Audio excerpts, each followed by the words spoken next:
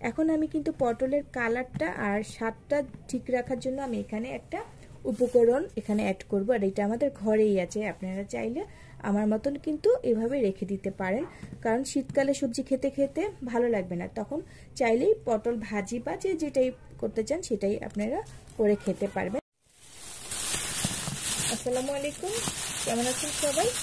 আশা করি যে যেখান থেকে আমাদের এই ভিডিওটি দেখছেন সবাই ভালো আছেন, সুস্থ আছেন। আজকে আমি আপনাদের সাথে শেয়ার করব হচ্ছে পটল কিভাবে অনেকদিন আপনারা রেখে দিতে পারবেন। যেহেতু এখন শীত চলে এসেছে, আর শীত আসলে কিন্তু পটলটা পাওয়া যায় না, এই সবজিটা কিন্তু বেশি একটা পাওয়া যায় না, খুব অল্প পাওয়া যায়।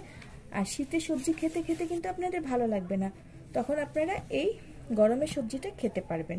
আর পটল কিন্তু আমরা অনেকেই পছন্দ করে থাকি, তাই আজকে আমি আপনাদের জন্য শেয়ার করছি এই ভিডিওটা, যাতে আপনাদের উপকার আসে। আর বাজার থেকে যেহেতু আনা হয়েছে, পটলের মধ্যে কিন্তু একটু পানি আছে, সেজন্য আমি পানিটা ভালো করে টিস্যু দিয়ে মুছে ফেলছি, বা আপনারা ফ্যানের নিচেও রেখে দিতে পারেন। কিছুক্ষণ ফ্যানের নিচে রাখলেই কিন্তু পানিটা সম্পূর্ণ মুছে যাবে।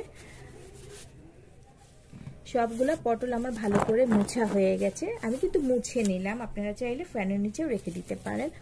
এখন আমি কিন্তু পটলের কালারটা আর স্বাদটা ঠিক রাখার জন্য আমি এখানে একটা উপকরণ এখানে অ্যাড করব, আর এটা আমাদের ঘরেই আছে। আপনারা চাইলে আমার মতন কিন্তু এভাবে রেখে দিতে পারেন, কারণ শীতকালে সবজি খেতে খেতে ভালো লাগবে না, তখন চাইলেই পটল ভাজি বা যেটাই করতে চান সেটাই আপনারা করে খেতে পারবেন। তাই আমি সহজভাবে আপনাদের সাথে শেয়ার করছি।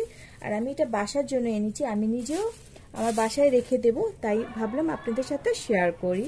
এখন আমি সবগুলা পটল আমি একটা পলি ব্যাগের মধ্যে রেখে দেব। অবশ্যই নর্মাল ফ্রিজে রাখতে হবে, আমি নিজেও নর্মাল ফ্রিজে রাখবো।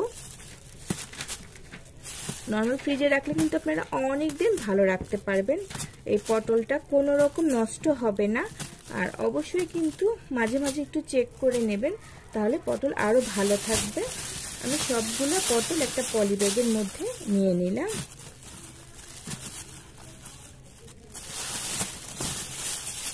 সব পটলই আমার নেওয়া হয়ে গেছে, আর আমি কিন্তু সব ভালো পটলগুলো নিয়েছি, আবার খারাপ পটল বা নষ্ট পটলটা কিন্তু আমি এখানে অ্যাড করিনি, সবগুলো ভালো পটলই নিয়ে নিয়েছি।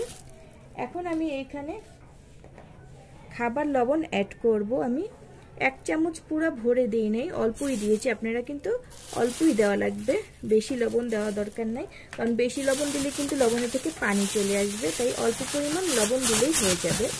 আর এখন আমি এটা ভালো করে এভাবে মিশিয়ে নেব, যাতে সবগুলা পটলে মিশে যায়। এখন যে লবণটা দেখা যাচ্ছে, কিছুক্ষণ পর আর এই লবণটা থাকবে না, পুরো সম্পূর্ণ পটলের সাথে মিশে যাবে। তারপর আমি আধা ঘন্টা এভাবে রাখার পর আমি নর্মাল ফ্রিজে রেখে দেব। আপনারা যে কোনো কাজের ফাঁকে কিন্তু এটা করে ফেলতে পারেন, তাহলে এতে করে পটলের যে কালারটা আছে সেই কালারটা কিন্তু ভালো থাকবে, আর পটলের স্বাদটাও পরবর্তীতে আপনারা পেয়ে যাবেন। আমি আপনাদেরকে ছোট ছোট টিপস শেয়ার করি, যেটা সবার অনেক উপকারে আসে, সেজন্য আজকে আমি এই ভিডিওটা আপনাদের জন্য শেয়ার করলাম। এখন আমি আধা ঘন্টার জন্য এভাবে রেখে দেবো। আমি আধা ঘন্টা পর নর্মাল ফ্রিজে আমি একবারে নিচে এভাবে মুখটা বন্ধ করে রেখে দেব। আমার যখন প্রয়োজন হবে আমি তখন পটল নিয়ে আমি রান্না করে ফেলতে পারবো। আজকে একবারে একটা নর্মাল ভিডিও আমি আপনাদের সাথে শেয়ার করলাম।